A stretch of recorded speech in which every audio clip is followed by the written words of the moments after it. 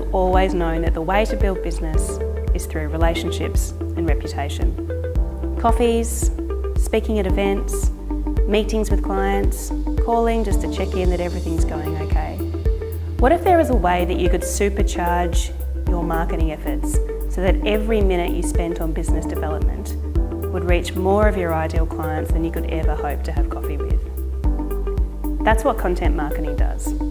It's the strategy of producing and disseminating information that your ideal clients want to read. It's not just blogging or social media in a vacuum, it's the whole strategy of producing and communicating that information.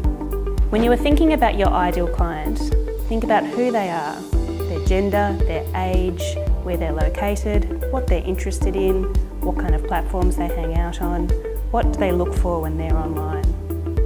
Older clients may prefer an email newsletter or even something in hard copy. Facebook is the obvious choice, but it can be a bit hard for lawyers to get the engagement that you need to trick Facebook's algorithm to show your content to more people.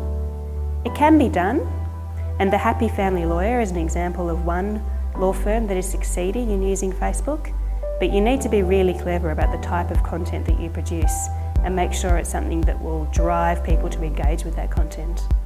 Twitter is good for businesses that practice in more cutting-edge areas of law.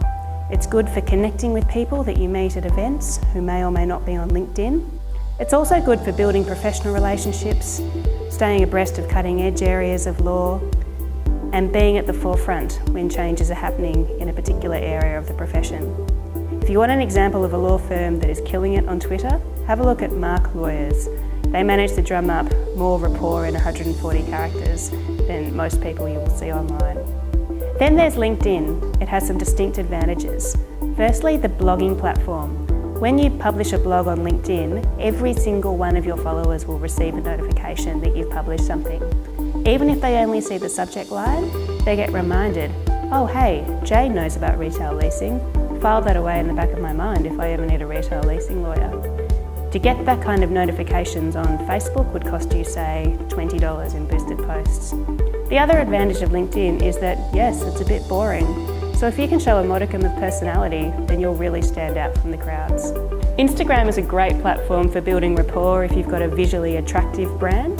Legal Vision is an example of a law firm that is doing really well on Instagram. And that's because they know what their ideal clients are looking for on this platform, and all of their visuals are consistently branded to have the same look.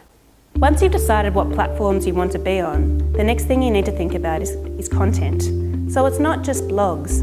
Also think about graphics, videos, white papers, any kind of diagram, short videos, live or pre-recorded. You need to think about the types of content that your client wants to see when they're online. So for example, if you're a small business lawyer, you might want to put some behind-the-scenes videos of what it's like working at your own small business.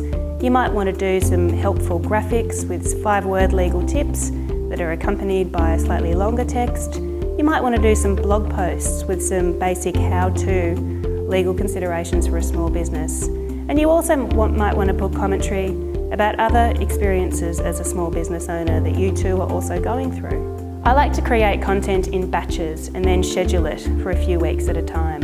You feel really good when you've got a few weeks content pre-scheduled and ready to go on social media.